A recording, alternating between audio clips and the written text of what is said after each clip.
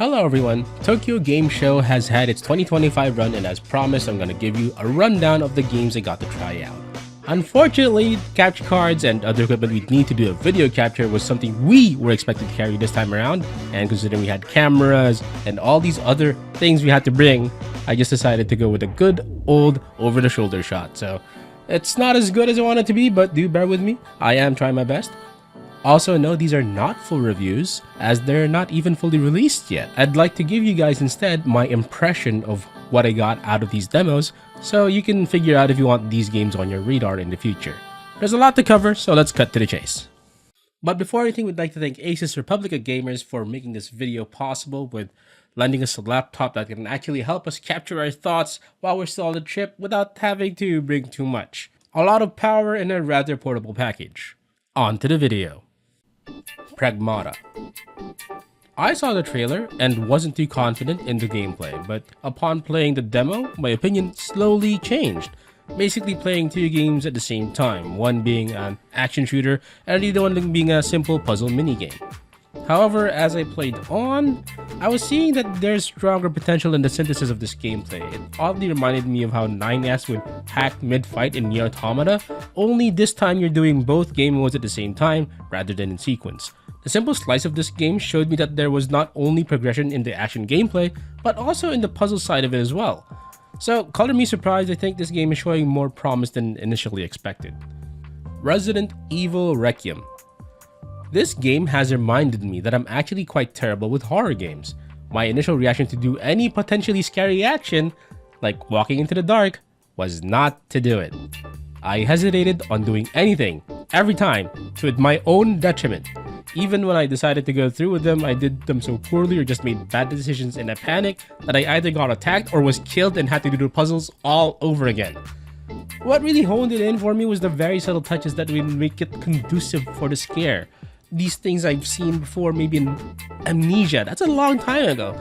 The distortion of the walls around me as I slowly walked down the dark corridor. The flashing of a figure that makes me pause as if I doubt if there's anything good down there. The little sounds that break the silence which just feeds my growing paranoia. When forming the correct atmosphere for horror, RE9 or Resident Evil Requiem seems to know exactly what's needed to make those things work. And making you the kind of character that's completely helpless in fending off the horrible monster in hiding is completing this vision quite well. She can't even run! Namo. This indie title seems to be an attempt to be something between Blasphemous and Sekiro. It basically plays out as a 2D Souls-like with simpler graphics and a bit more investment in being able to parry your foes. The standard gameplay felt right at home with being able to reasonably dodge or parry strikes after observing enemies for a bit. The little twist they added this here is the ability to see another realm and interact with it, something I recall from Soul Reaver or maybe Lords of the Fallen. Not only does using this ability give you new terrain to use, but also exposes weak points on enemies and particular bosses. Seeing as attacking and parrying are the best ways to charge this ability, the risk-reward management starts becoming pretty apparent. The bosses were nothing too flashy in their demo, but they were also good enough to consider a challenge. Namo is still in its earlier stages, but I am looking forward to whatever they have in store. 2XKO, or how do I read this? Double KO? I think that's how you read it.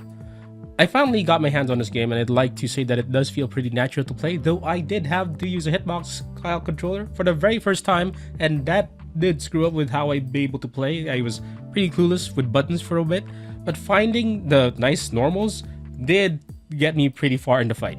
There's clearly more nuance to the tag mechanics here. You can call your partner in and dynamically swap with them as they're still on screen. This is actually a fairly standard function now. I've at least seen this since BlazBlue Tag.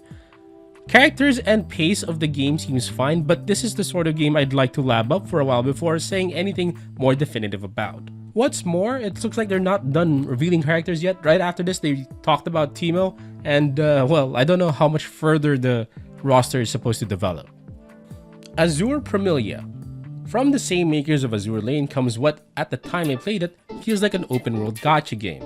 The demo was completely in Japanese and it was hard to follow written instructions as those left my hands as soon as I was on a playable unit. What I did observe though was they had a bunch of ideas already figured out. A set of characters, their unique moves and roles, as well as a pet system that helps augment each character in a different way. Most of my time in the demo was spent just checking out characters and see how they played in random combat. They didn't choose to reinvent the wheel here, so anyone who's played something similar like Genshin or Wuthering Waves or whatnot, they'll feel right at home. That's not all that's here though. There appears to be some level of gathering and crafting involved as well. So walking around grinding and looking for fights might not be the only thing to do here. I am, however, a little worried about the scope of what this game is trying to achieve. As broad and ambitious projects like these can easily fall into the trap of making a set of mediocre minigames stitched together in a gacha game desperately trying to keep your attention. So yes, it actually does take more than pretty anime girls in Twin Tails to keep my attention. Honestly, I have similar concerns for another game aiming to release globally, sort of justice, if not more, than Azure Premilia, but I'll cover that for another time. Digimon Time Stranger. Digimon has always been a turn-based RPG kind of game, and I think this is the first time I've seen them show such a realized world and update itself with more modern mechanics for interacting with it. It reminds me of other RPGs I enjoyed over the years like Persona or Trails of Cold Steel, given how you can control how encounters work, and that you're initially guessing on the weaknesses of the enemies you encounter. The demo jumps me into a point that I already have several Digimon at the ready, being able to swap them out as needed depending on the situation. They spiced it up a little bit by giving the protagonist a sword of ultimate ability that can be triggered at any point, where the effects seem to vary but I'm not entirely sure how it works yet. So far, this seems to be the kind of RPG that will enjoy the usual song and dance that you get out of this genre, and it's gonna be able to rely on such a strong IP like Digimon. Ananta. This title is something we've been looking forward to since last year. Its presentation, style, the content it appears to promise, it definitely piqued the interest of many. And while the demo was fun enough to watch, I couldn't shake off the feeling of how it borrowed, to put it lightly, ideas from popular titles like Arkham Knight, God of War, Spider-Man, Grand Theft Auto 5, and more. Still, you can't say that they're not trying to make it their own thing. The time I had with that demo and what it actually showed me was not much, in my opinion. I can see the concepts and executions it had taken inspiration from, but I had a hard time seeing what it really has planned for content or what you'll be doing for most of the game. I mean, sure, it looks like you're part of the police force and you're answering the crime, you're preventing gangs, all these things, but what is the gameplay really? What is the progression? What are you planning to do as a officer of some sort? It's not really clear with the time I had with it. It is a nice surprise to hear that it will be abandoning the usual gacha mechanics to play this game, but we all know that they plan to make their money back one way or the other, which is something I plan to come back with another time when I've shaken enough info from their developers. Alright guys, that is it for the video. Thank you so much for making it to the end. If you're interested in any of these games, do let us know. If there's other things you want to ask, well, the comment section is there. We'll answer it the best we can. And for next content, it's going to be back to reviews and maybe a video or two more about our trip in Japan and how you can experience it. And of course, more about TGS, why it's important to be at an event rather than, downloading the free demos on Steam. For now, that's going to be it. I'll see you guys next time.